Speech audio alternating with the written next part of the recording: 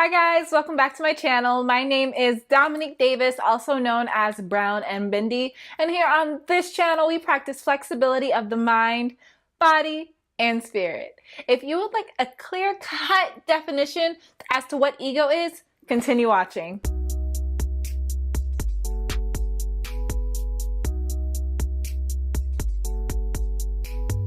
So if you were to look up the definition of ego on Google, you would probably get the definition that sounds something like a person's self-esteem or level of self-importance. I think it was something like that. And that is the popular, modernized, mainstream definition of ego, where people refer to ego and being egotistical as being cocky and full of oneself and, things like that. They equate the ego to one's level of pompousness, if you will. I don't even think I said that right. But I want to talk about the spiritual meaning of ego today and how I see ego. Okay? So spiritually, what I have learned from a couple of my favorite books that detail the subconscious and talk about our relationships with our conscious and our subconscious. I will name some of these books in the description box. I have learned that ego is pretty much where our conscious meets our subconscious.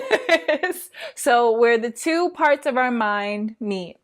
When we are little human beings from age birth to age 8 or 9, we are just sponges. We are just taking in all the information that we experience, and we're taking it in through all of our senses. So when a little baby falls, like let's say a small little baby child jumps off of something and they hurt themselves, and then they never jump off of that object again, right? That's because they felt the pain and they learned subconsciously that, hey, gravity can hurt me. So they learn that. So then they learn not to jump. It's not a conscious thought. They don't think, if I jump off this chair, I will get hurt. They don't think that, but they've experienced it. They felt the pain. So now it's subconsciously embedded in their mind. As adults, we don't calculate gravity before we make decisions. If we're afraid of tripping or if we're afraid of falling, we instinctively know it'll hurt. It's not something that we have to think about. So when we are little, we are just sponges, and we're taking in all this information. We're taking information from our family, from our friends, from our teachers, and we take this in through all of our senses. And then after this stage of life, we take all of these things that we've learned subconsciously, and it is a lot. We take all of these things and we create our identity. And that identity, I like to say, is our ego. Me saying I am Dominique, I am a 26-year-old woman, that's my identity, and everything in my mind that relates back to what I think a 26-year-old woman is my ego. I like to think of ego kind of like an operating system. Like you can think of Windows or Mac OS, because I really feel like it's such an interesting similarity when you look at computers and when you look at people, because our ego is technically all the things that we've downloaded since we were born and how our brain is sorting it and picking it apart and figuring out what it means to us. Our ego, if you look at it from the metaphor of a computer, is our hard drive, what we always come back to, where our opinions come from, where what we decide to be offended by comes from, our moods, our emotions, our feelings about people, all of that comes from our ego. Everything that we've learned throughout life is what determines our conscious behavior and how we decide to consciously act. Throughout the day, if you're not super aware, and even if you are a pretty aware person, your actions don't always come with a thought process. Sometimes you just act. And that is a part of all of the downloads that we've gotten all throughout our lives that have taught us how to navigate in the world. So quickly, I want to tell a story about how your ego protects you. Long story short, because I don't want any pity parties, it's not that big of a deal, but when I was a senior in college, I was sexually harassed when I worked at this pizza place. I said I wasn't going to say the name, but I worked at a pizza place, and my manager sexually harassed me, and I remember feeling so helpless and so upset because he was my boss and I didn't want to get fired and I really needed the money. So what I got from that experience was I basically lost all respect for the workforce. I started to have this attitude that I don't want to work for anyone. I don't ever want to be in a position where somebody can take my job away because I don't want to act a certain way or because I don't want to speak a certain way to them. And I just lost respect for it, and that's how I grew my entrepreneurial mindset.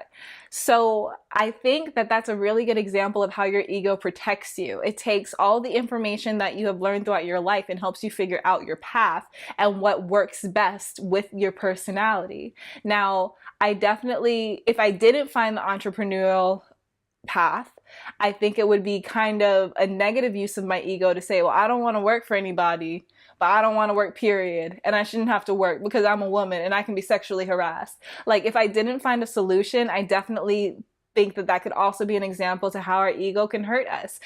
A lot of times we go through traumatic experiences, so we make a lot of fearful decisions without finding solutions to these fearful decisions. So then, what is a big ego? When can your ego become problematic? I think that we always have to remember the point of our ego, the point of our identity. I feel like in this day and age, our identities are so complicated because we have information, we can get information at our fingertips. We can learn about anything at any time. Traveling across the world has never been easier. We just live in this time where we can have so many different dimensions to us as people. But when you think maybe 100,000 years ago, I don't know if humans were around 100,000 years ago. I need to get it together.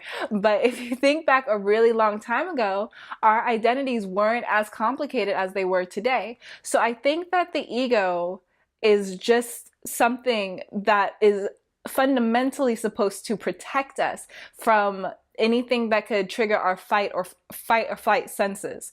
The information that our ego works off of is only past information. Our ego cannot dream. Our ego cannot make decisions on its own. Our ego cannot be hopeful. Our ego cannot be optimistic. Our ego only knows what it's been shown and what it's learned.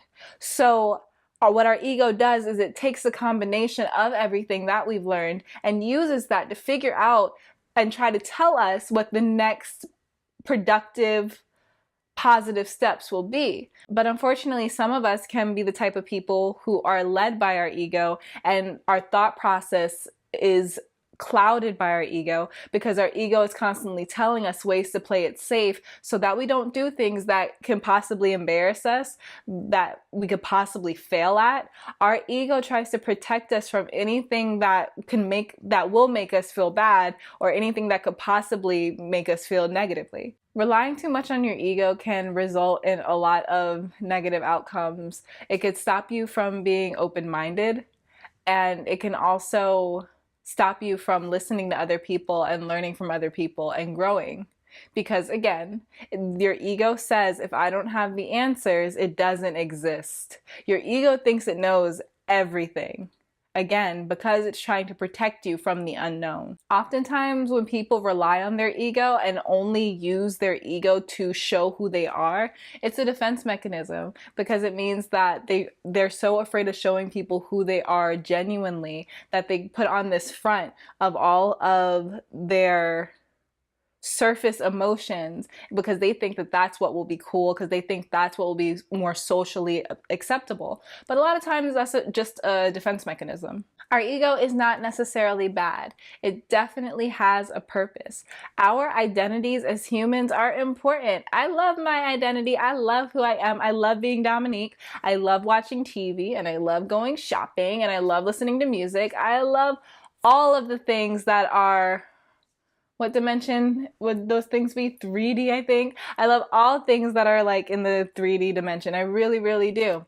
But I have an understanding that there is my ego and then there is my higher self. And my higher self is the part of myself that keeps me in alignment. And I'm always very aware that it's a balancing act between ego and higher self. A lot of times when you may have situations in your life and you're trying to figure out how to react, whether you want to be petty, whether you want to be mean, whether you want to make a scene, a lot of times those two voices on your shoulder are your ego and your higher self.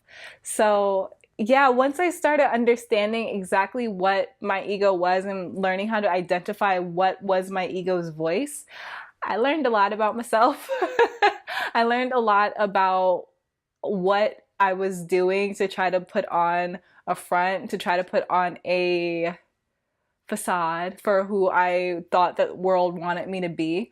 And when I started to listen to my egotistical voice, I realized that I had a lot of fear when it came to people and to their thoughts. And I'm really happy that I did figure it out, because I learned how to let it go, and I learned what to keep and what made me feel good, and what to let go of because I was only holding on to it because I thought that's what other people wanted. So yeah, ego. Good and bad. It's a balancing act.